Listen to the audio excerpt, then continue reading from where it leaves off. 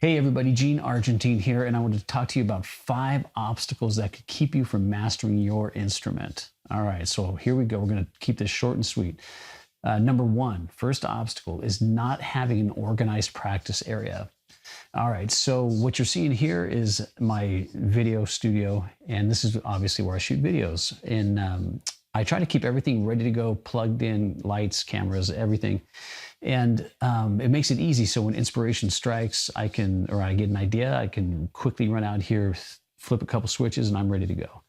I do the same thing with my practice routine. When I was learning and I was a kid, I had an area that, music stand, turntable, tells you my age, with the records I was learning from at the time, my lesson stuff on a music stand or on my bed.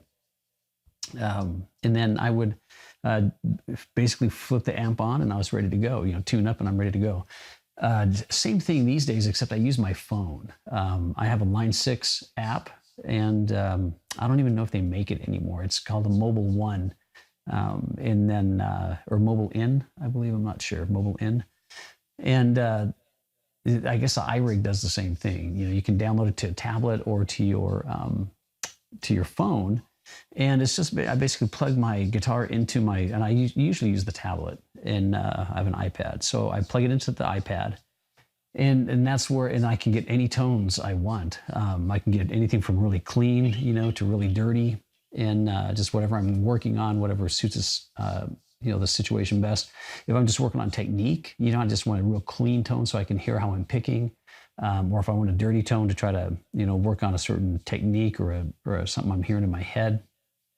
And that's usually what I do. So anyway, so that's my practice area, so to speak. So I usually have a certain spot in the house. I have everything right there, little earbuds that so I can hear and nobody else, my wife and my kids can't hear me. And I can crank it if I want to, but I usually don't, because I don't like stuff really, really loud. But I can have a comfortable volume in my head, in my earbuds, whatever tones I want, and all they're hearing is as if I'm just playing like an electric that's not plugged in. They're just hearing,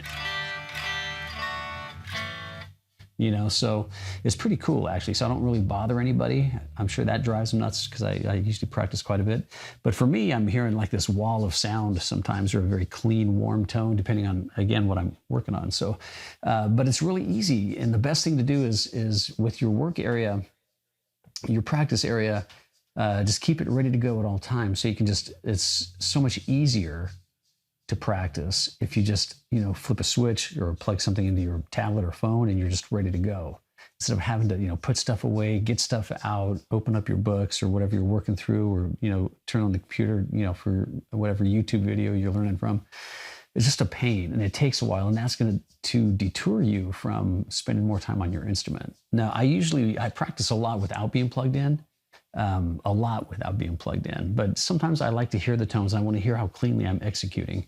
So keep it clean, keep it organized, and then, and that's really the best way to do it. It makes things so much easier and more enticing to practice. All right, point number 2, second obstacle, not using a metronome. I know it's a pain sometimes and it drives you nuts, but the better you get with a metronome, the cleaner your playing is, the better your sense of timing is, and actually you develop a lot more quickly. Your learning curve is shortened up extremely. And say if you're working on speed or a fingering of a difficult passage, and you start it slow, and you just you play it, you do it at the speed you can play it cleanly. Or if you're just learning, just do it at a very, very comfortable pace. But you have that constant tick going.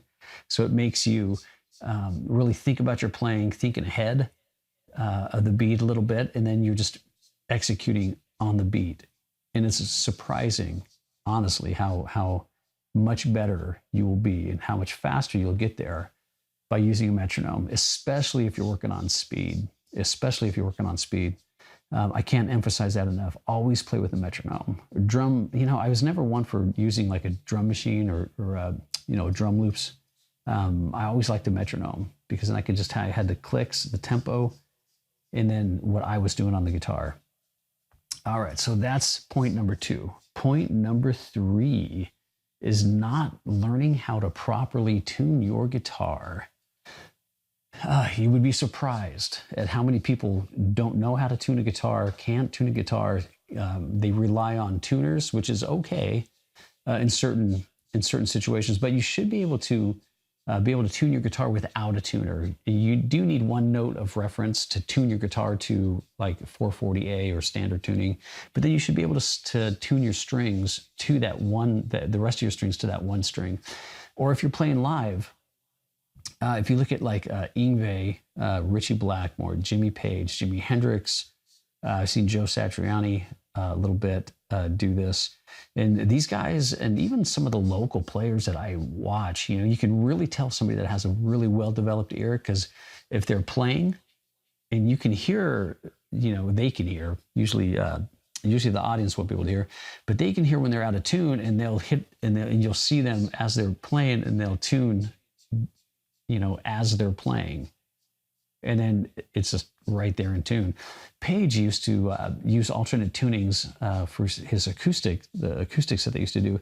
And on stage in front of a packed house, 12, 15, 17, 20,000 people, he would be changing his tuning and doing it by ear. I've seen video of him doing that.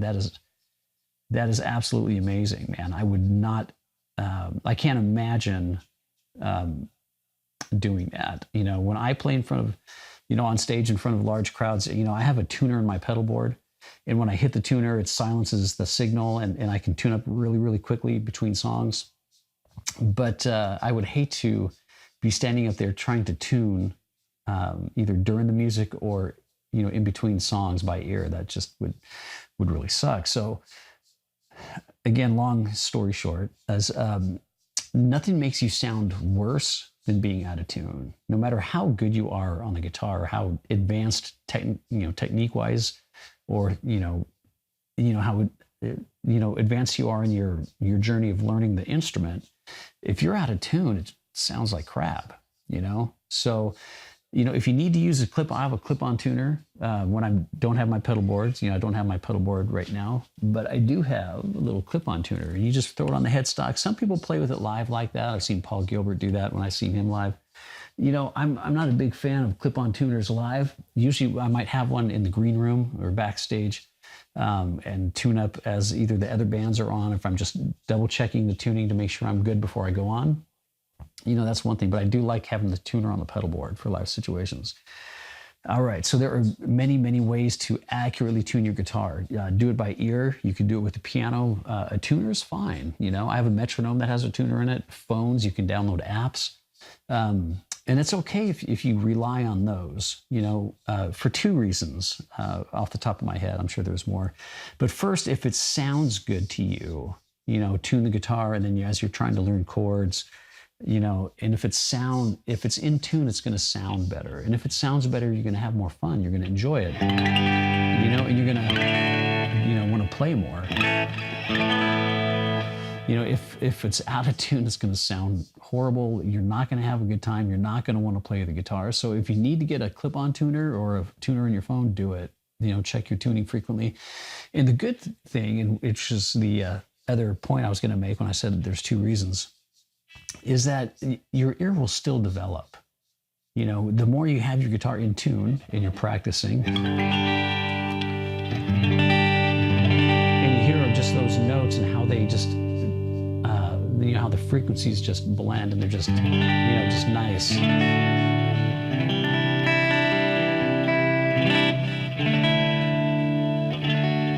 And then when it's out of tune, you're going to know. So your ear will get developed over time. Even if you used an electronic or digital tuner or whatever, clip-on tuner, whatever the case may be, your ear will develop. All right. So, and on that subject as well, it's a really good idea. To have your guitar set up by a guitar tech. The intonation, so when you hit the harmonics, hit the 12th fret, they're the same, that the neck's not warped. So sometimes you'd be in tune playing lower on the neck, and as you get higher on the neck, it's out of tune. The fourth obstacle that could potentially keep you from mastering your instrument, or at least mastering it as quickly as you would like to, is unfocused and or inconsistent practice sessions. If you're driving a car and you want to get from point A to point B, back in the day you would pull out a map. These days you'd pull up your GPS on your phone, but you can see where, okay, my home is here, and I'm going on vacation, or wherever I'm going to, the next city over to a specific place, and you don't know where it's at. So you get on there and you can get directions. It'll say, okay, you go, down this street 2 miles, hang a right, get on the freeway here, get off at this off ramp and do this and this. And by the time you're done with the directions, you're at your destination. It's the same thing with practicing your guitar. So if you, focusing is like taking a magnifying glass, and I'm sure, well, I would think most of you guys have done this. I know I used to when I was a kid. You take a magnifying glass in the middle of the day and you hold it out in the rays of the sun, get a laser beam focus, and you can see, and it hurts. It'll burn you, or burn leaves or whatever, if you keep it on point long enough. That's what you need. You need that focus. You need that laser-like focus. So if you're trying to learn a specific solo, okay, or a specific technique, working on a specific scale, harmony, chords, whatever the case may be, if you're, whatever you're learning, you need to be focused and know how to get there. And that's where lessons come in, or YouTube videos. There's some really good stuff on YouTube. There's some not so good stuff on YouTube, but, good instruction, basically. And so, yeah, you want to keep that focus. The results can come really, really quickly, but it won't come overnight. Okay, so they'll come fast, and they can come fast, but it won't be overnight. It's going to take some effort. It's going to take some diligence. It's going to take some hard work. It's like going to the gym. You can't go there once or twice and expect to lose body fat and to gain muscle and look healthier and look better and be healthier. It takes consistency, and it takes time. It's going to take a while, guys. There's no shortcuts. I hate to be the bearer of bad news, but there's no shortcuts when it comes to mastering an instrument, okay? Or even to reaching an adequate level on the instrument. There's no shortcuts, okay? So hope I didn't burst anybody's bubbles, but there's no shortcuts. All right. So last point on that, don't get that shiny object syndrome.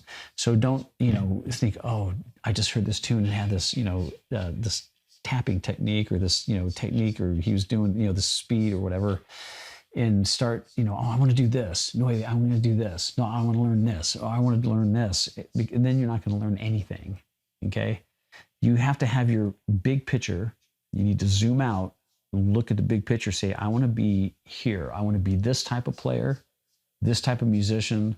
I want to play this genre. At least you can play many different genres, but you want to focus on, I would think, one at a time.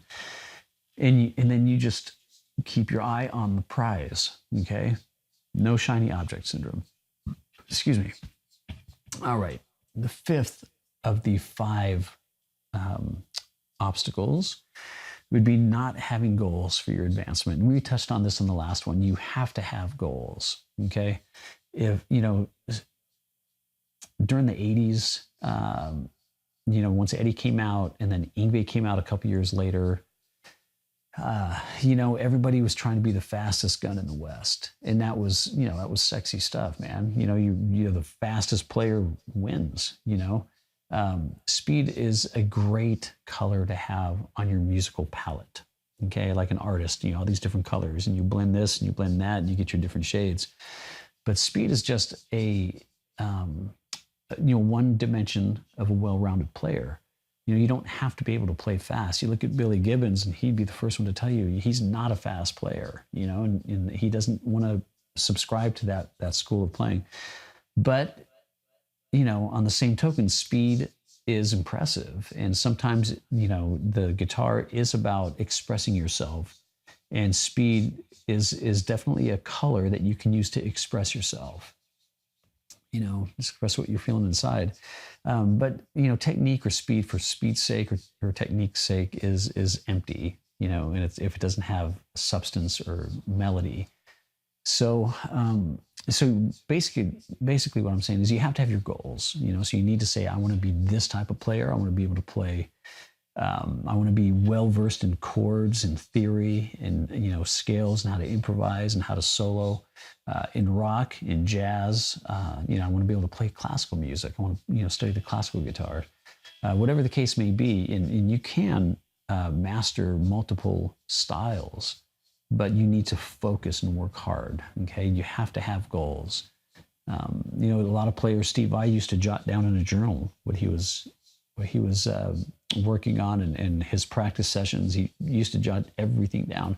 I never did. I started to, at various times in my development, but it was just something that never, appealed to me, journaling. I'm sure it's beneficial. But if I'm working on something, I'm so focused in it that if I'm, say, working on speed or a different technique to enable me to play faster, I know where I'm at. I practice with a metronome. I know I'm doing 16th notes at 120 beats per minute or 130 beats per minute. And I know certain licks I'm playing at whatever speed because I have that metronome. So if I'm working on something, as I know yesterday, okay, well, I got it pretty comfortably up to 135 beats per minute, 16th notes, which is 4 notes per beat. So let's see what we can do, about improving it a couple beats per minute today, and you just a little bit each day, or, not even each day. It could be week to week. It depends. But my point being is that you have to have focus and you have to have goals. All right. So those are the 5 obstacles that can keep you from mastering your instrument. So quick review.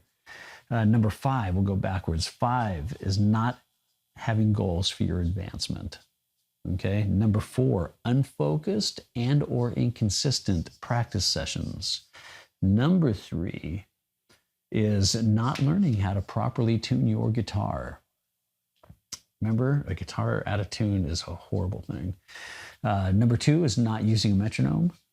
And number 1 is not having an organized practice area. I guarantee you guys, if you guys would just do these 5 things, if any of these 5 things are an issue for you, get these 5 things, remove those obstacles, and I guarantee you, your playing will improve by leaps and bounds. All right. Thanks, guys. Gene Argentine again. Check out GuitarAlchemy.net if you haven't, or if you're not on there right now. It depends where this video was posted. Check out my podcast. Check out some of the videos. Give me some feedback. Let me know what you guys want.